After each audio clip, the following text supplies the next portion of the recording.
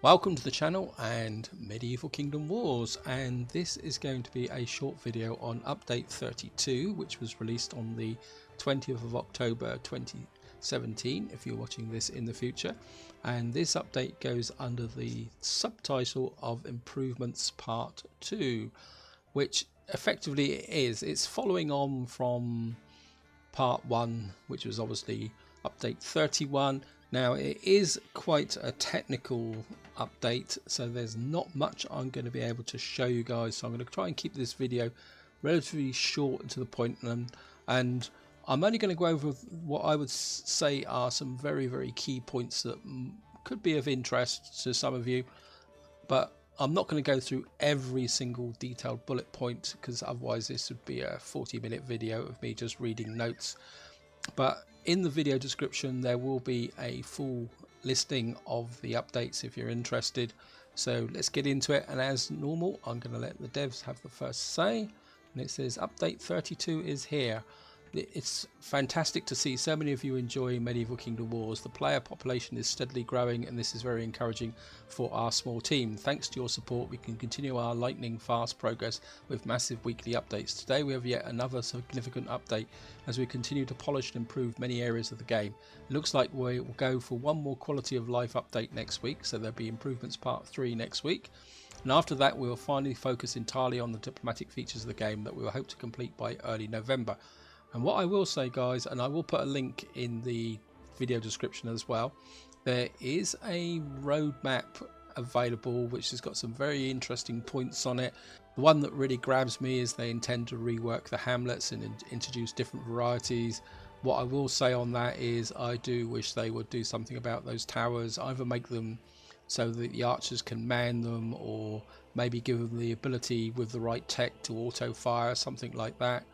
Or just have some other variation of a defense, maybe be able to have a stake line round the settlement rather than just towers, just a very simple stake line that may slow up enemy troops thing. But that's just a very quick aside, guys. What I will do now is I'm just going to read through the new features, because most of them relate to the AI and elements of the game that are very difficult to kind of demonstrate.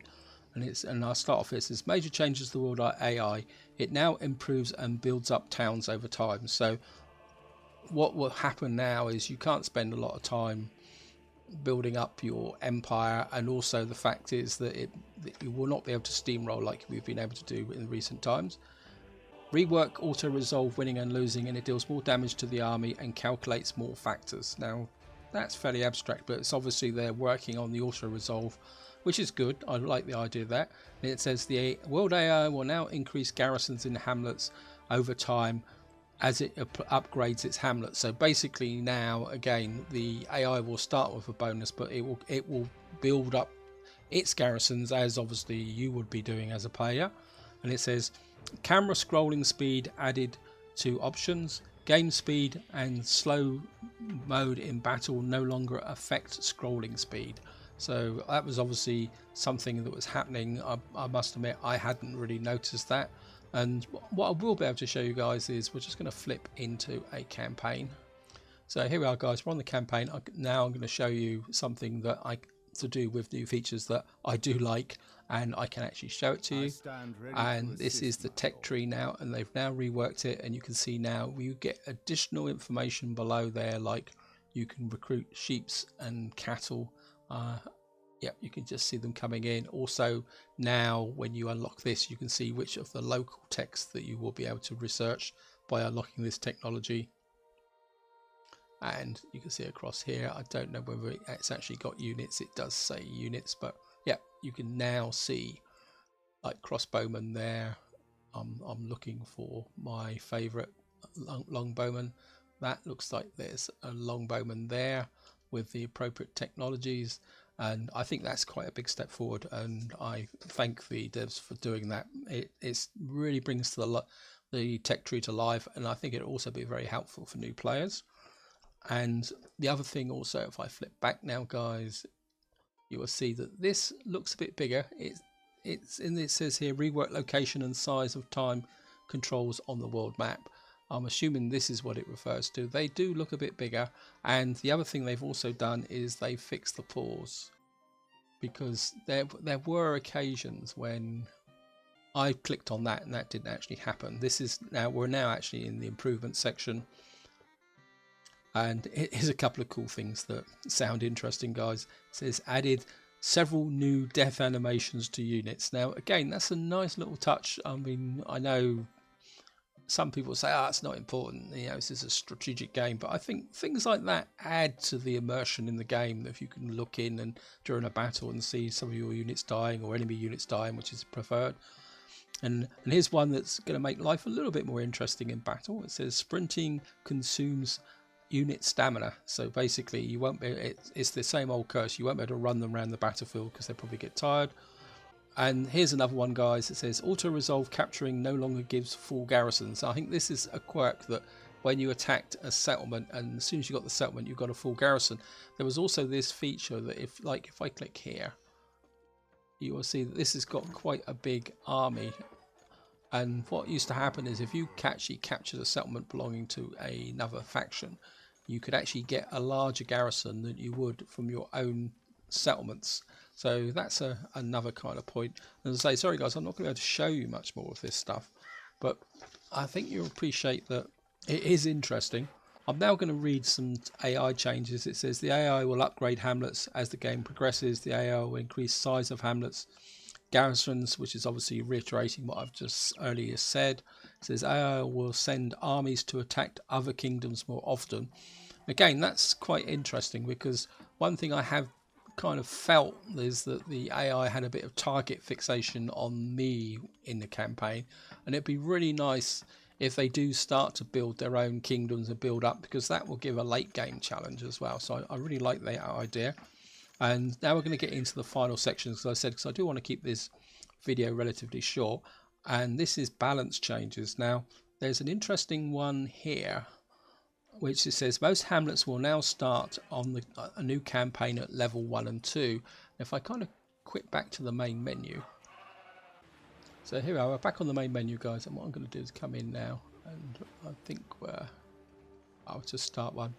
Now what this is actually saying is that previously Scotland started with 2 level 3 settlements, Ireland started with a level 2 and a level 3 settlement, and Austria started with a level 3. And what they've actually done is knock them all back by 1. So if you previously played the game and you had a preferred faction, as far as I know, this doesn't affect the city starts like France and England. This is just the minor settlements. And I think if we select Austria, if I can find Austria in here, there we are. And here you are, guys. You can see Austria starts with Salzburg, and you can see it's now a level 2. Before this update it used to be a level 3. Now I think it's a good change, but what I would like to see is maybe Scotland and Ireland being reduced to their settlements. But I think I would have preferred to have like Austria, and I think I can't remember what the other settlement was, Burgundy. I think it could have been fun for these to start at level 3. Your Careen Carrick standing ready. So, but that's all part of the game balancing, so we're just going to see how it evolves, and obviously do a bit of test play to see how it goes. But it's just certainly going to make the starts in Ireland and Scotland a bit more interesting. What I'm going to do now, guys, is just read down the rest of the balancing changes. It says increased price for higher tier units, so they've obviously increased the price. I don't think I can actually demonstrate that in here because I can't actually recruit units. I don't know if that's actually increased. It's difficult to tell because I don't keep detailed records of the previous prices, so I can't really say that. It says increased trade price goods up to 50%. So that's going to have an effect on the campaign. And then it's in the last but not least, it says rams are slower, 1.5 times more expensive. That's going to be interesting, but will have 50% more hit points. And I think that's the more interesting element of that, because at the moment, especially in the early game, you can target rams with your archers and they will go down after a while. And if they're a little bit more stronger, that means that taking out rams is going to be far more important in the future. And so what I'm going to do now, guys, is I'm just going to quit back to the main menu. Okay guys, here we are, we're back on the main menu. This is a safe place for me to talk to wind up this video, and I thought what I would do is wind up this video by talking a little bit about the roadmap that's been issued. It's been out for a little while, but there's kind of 4 elements to it that I just want to talk about specifically. There are elements to it, and as I said earlier, there will be a link in the video description if you want to look at the roadmap yourself.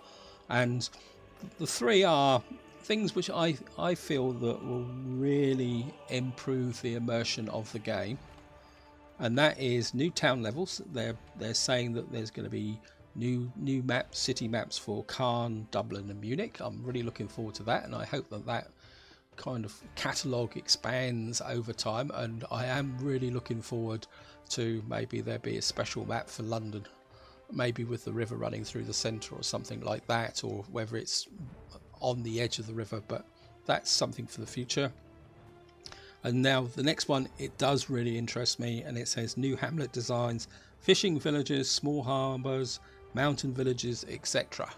And again, that is something that I think is really going to improve the immersion of the game. And I think what would really enhance that is, like, if there is a fishing village, maybe there is some kind of bonus related to the activity. Say, like, if they're fishing, that there's some kind of resource. One that springs to mind is fish. And maybe if you have a minor settlement near a major forest in the map, maybe they get a bonus for wood or something like that. I think that would certainly add a little bit to the immersion of the game. I don't know if it can be done. It's just me kind of just thinking out loud. And the next one is feudal kingdom hierarchy. I must admit, I do really like getting into the family structures, especially if there's a little bit of intrigue mixed in. You know, maybe there's a bit of chance to assassinate or poison someone.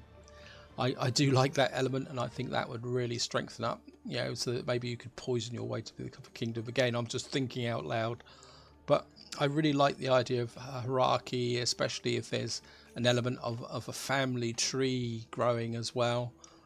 I do like that element of the game. It just strengthens the immersion for me. And then finally, which is a kind of advanced promise for me, they're saying they're going to rework the tutorial campaign.